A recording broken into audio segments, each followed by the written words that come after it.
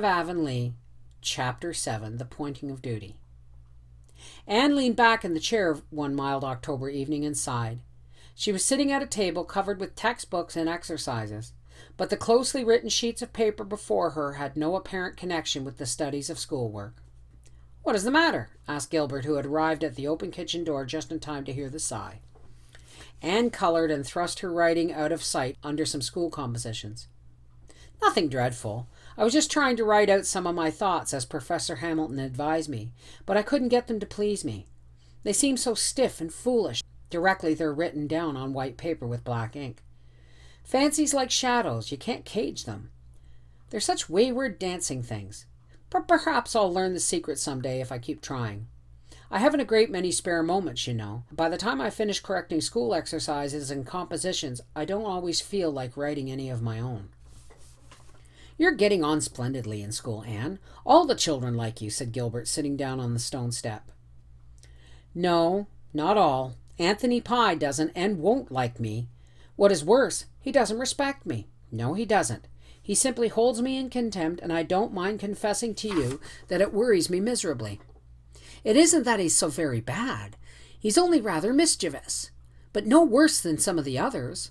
He seldom disobeys me, but he obeys with a scornful air of toleration, as if it wasn't worthwhile disputing the point, or he would.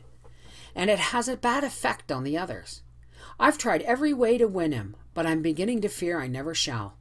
I want to, for he's rather a cute little lad, if he is a Pye, and I could like him if he'd let me. Probably it's merely the effect of what he hears at home." "Not altogether. Anthony is an independent little chap and makes up his own mind about things. He has always gone to men before, and he says girl teachers are no good. Well, we'll see what patience and kindness will do. I like overcoming difficulties, and teaching is really interesting work. Paul Irving makes up for all that is lacking in the others. That child is a perfect darling, Gilbert, and a genius into the bargain. I'm persuaded the world will hear of him some day," concluded Anne in a tone of conviction. "I like teaching too," said Gilbert. "It's good training for one thing. Why, Anne, I've learned more in the weeks that I've been teaching the young ideas of White Sands than I learned in all the years I went to school myself. We all seem to be getting on pretty well. The Newbridge people like Jane, I hear, and I think White Sands is tolerably satisfied with your humble servant, all except Mr. Andrew Spencer. I met Mrs. Peter Blewett on my way home last night, and she told me she thought it her duty to inform me that Mr. Spencer didn't approve of my methods." "Have you ever noticed," Anne asked reflectively, "that when people say it's their duty to tell you a certain thing, you may prepare yourself for something disagreeable? Why is it that they never seem to think it is a duty to tell you the pleasant things they hear about you? Mrs. H.B. Donnell called at the school again yesterday and told me she thought it her duty to inform me that Mrs. Harmon Andrews didn't approve of my reading fairy tales to the children, and that Mr. Rogerson thought Prillie wasn't coming on fast enough in arithmetic. If Prillie would spend less time making eyes at the boys over her slate, then she might do better. I feel quite sure that Jack Gillis works her class sums for her, though I've never been able to catch him red-handed." "Have you succeeded in reconciling Mrs. Donnell's hopeful son to his saintly name?" "Yes, but it was a really difficult task. At first, when I called him St. Clair, he would not take the least notice until I had spoken 2 or 3 times. And then, when the other boys nudged him, he would look up with such an aggrieved air as if I'd called him John or Charlie, and he couldn't be expected to know I meant him. So I kept him in after school one night and talked kindly to him. I told him his mother wished me to call him St. Clair, and I just couldn't go against her wishes. He saw it when it was all explained out. He's a really reasonable little fellow, and he said I could call him St. Clair, but that he'd lick the stuffing out of any of the boys that tried it. Of course, I had to rebuke him again for using such shocking language. Since then, I call him St. Clair, and the boys call him Jake, and all goes smoothly. He informs me that he means to be a carpenter, but Mrs. Donnell says I'm to make a college professor out of him." The mention of college gave a new direction to Gilbert's thoughts, and they talked for a time on their plans and wishes, gravely, earnestly, hopefully, as youth loves to talk, while the future is yet an untrodden path full of wonderful possibilities. Gilbert had finally made up his mind that he was going to be a doctor.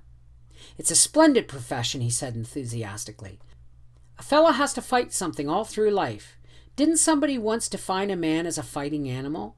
And I want to fight disease and pain and ignorance, which are all members of one another. I want to do my share of honest, real work in the world, Anne. Add a little to the sum of human knowledge that all the good men have been accumulating since it began. The folks who lived before me have done so much for me that I want to show my gratitude by doing something for the folks who will live after me. It seems to me that it is the only way a fellow can get square with his obligations to the race. I'd like to add some beauty to life, said Anne dreamily. I don't exactly want to make people know more, though I know that is the noblest ambition. But I'd love to make them have a happy or pleasant time because of me. To have some little joy or happy thought that would never have existed if I hadn't been born. I think you're fulfilling that ambition every day, said Gilbert admiringly. And he was right. Anne was one of the children of light by birthright. After she had passed through life, with a smile or a word thrown across it like a gleam of sunshine, the owner of that life saw it, for the time being at least, as hopeful and lovely and of good report. Finally, Gilbert rose regretfully. Well, I must run up to McPherson's. Moody Spurgeon came home from Queen's today for Sunday. He was to bring me out a book Professor Boyd is lending me. And I must get Marilla's tea. She went to see Mrs. Keith this evening, and she will soon be back. Anne had tea ready when Marilla came home. The fire was crackling cheerily. A vase of frost-bleached burns and ruby-red maple leaves adorned the table, and delectable odors of ham and toast pervaded the air. But Marilla sank down into her chair with a deep sigh. Are your eyes troubling you? Does your head ache? Queried Anne anxiously. No, I'm only tired and worried. It's about Mary and those children. Mary is worse. She can't last much longer, and as for the twins, I don't know what is to become of them. Hasn't their uncle been heard from? Yes, Mary had a letter from him. He's working in a lumber camp and shacking it, whatever that means. Anyway, he says he can't possibly take the children till the spring. He expects to be married then, and will have a home to take them to. But he says she must get some of the neighbors to keep them for the winter. She says she can't bear to ask any of them. Mary never got on too well with the East Grafton people, and that's a fact. And the long and short of it is, Anne, that I'm sure Mary wants me to take those children. She didn't say so, but she looked it. Oh! Anne clasped her hands, athrill with excitement. And of course you will, Marilla, won't you? I haven't made up my mind, said Marilla rather tartly. I don't rush into things in your headlong way, Anne. Third cousinship is a pretty slim claim, and it will be a fearful responsibility to have those two children of 6 years to look after, twins at that. Marilla had an idea that twins were just twice as bad as single children. Twins are interesting. At least one pair of them, said Anne. It's only when there are 2 or 3 pairs that it gets monotonous. And I think it would be real nice for you to have something to amuse you when I'm away in school. I don't reckon there'd be much amusement in it. More worry and bother than anything else, I should say.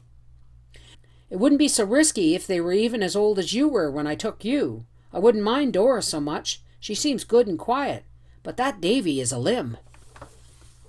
Anne was fond of children, and her heart yearned over the Keith twins.